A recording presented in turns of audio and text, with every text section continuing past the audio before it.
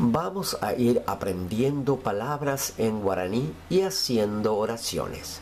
Te ayudará muchísimo con tu pronunciación y enriquecer tu vocabulario. Clase 18. 1. Cuchillo. Kse.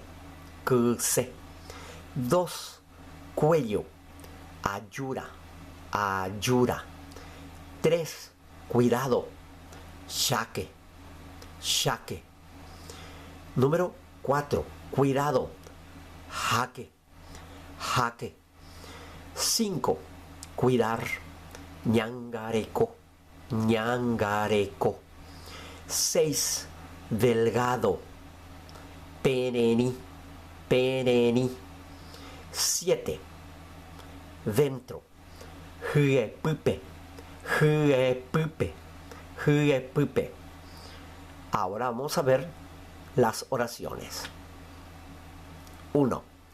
Pekse Jaimbe. Pekse Jaimbe.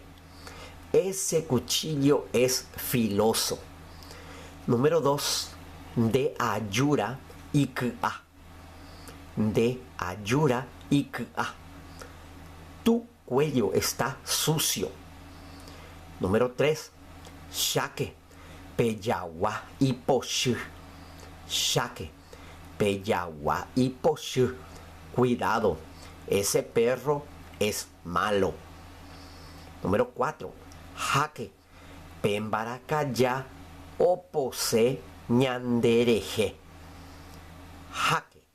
Pembaracaya opose ñandereje. Cuidado, ese gato quiere saltar por nosotros. Número 5. She yawa oñangareko pora sherogare.